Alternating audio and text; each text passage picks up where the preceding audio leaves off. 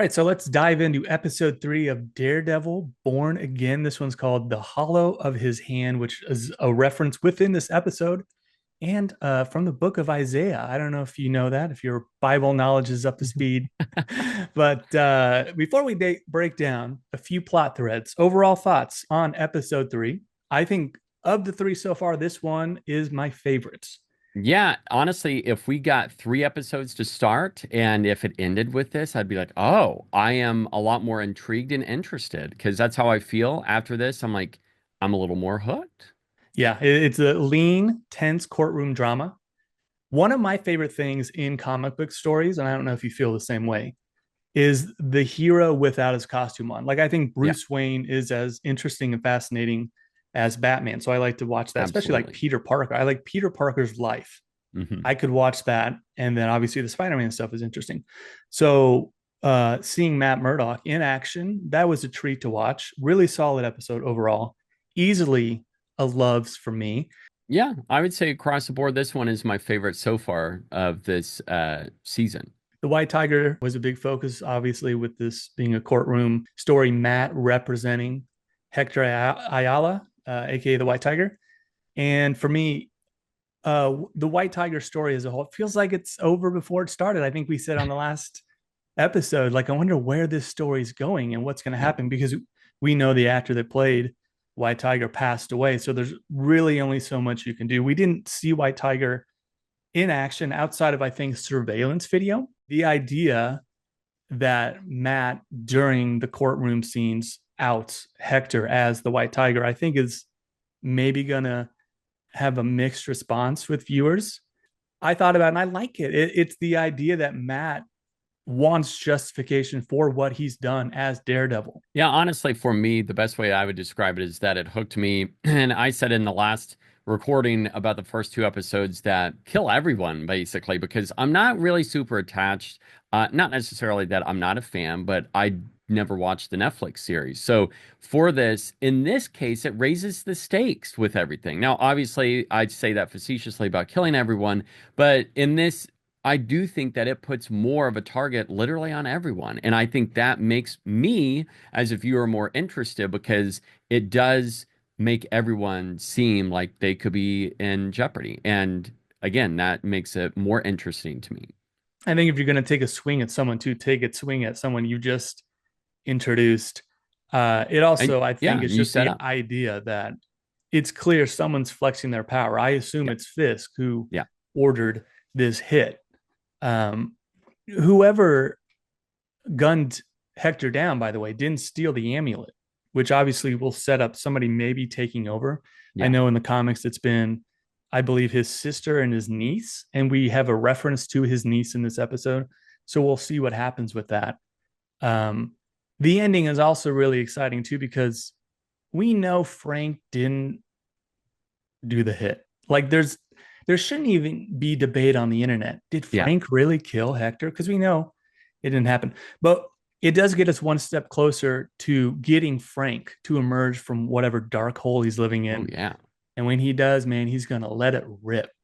I love that because again, death follow. He's kind of like the death that rides on the pale horse, and that's Frank Castle. And I can't wait for him to emerge and just lay waste to everyone. On the Fisk front, he's still begrudgingly going to marriage counseling.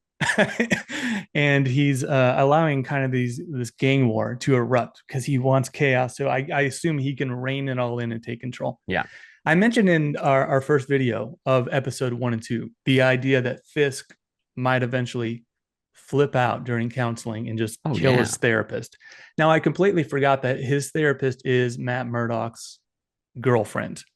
So she is connected in a Fisk storyline, and then she's also has a small interaction with Muse, which is the serial killer that I assume very soon we're gonna start diving into more of that storyline. What are the odds that she is killed by either Fisk or Muse by the end of this season? I say by Muse under the guidance of Fisk. That's Oh, my you think prediction. they're gonna be together? Yeah.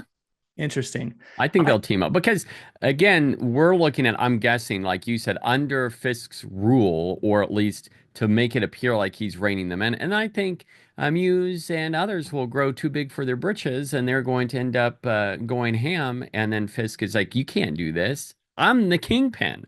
And then, Interesting. yeah, that's my guess.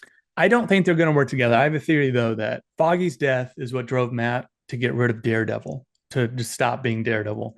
I think the death or near death of Heather is what's going to pull him back and Hmm. get that costume back on. I don't know Yeah. if they'll kill her off. Um, but something with her, I think that's going to drive him to return Hmm. to being Daredevil. I don't, man, if I had to guess on who it comes from, it I guess makes more sense with Fisk. What if he does rage and he just like bashes her head in? I mean, uh, there's a possibility of that. I do think, though, that he is keeping a very close eye on her, obviously, in that way. But Mm-hmm. I think, and there is that possibility, but I think he'll do more of putting out a hit on her to appear clean. Okay.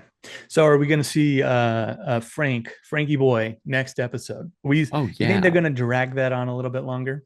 I bet we see him by the end of the episode. It will be at the Yeah. very end of the episode. I think we're going to have to see a few more things where Yeah. people who have co-opted his skull, they're going to do a couple bad things, a couple more bad things, and that's I bet he's not in until maybe episode 5, or like Yeah, you said, the end of episode 4. my guess would be if we get him, it'll be at the end of the episode 4. I think it'll be more like a third through the fifth episode. But I'll go ahead and say let's see him at the end of the next episode because I really want to see him.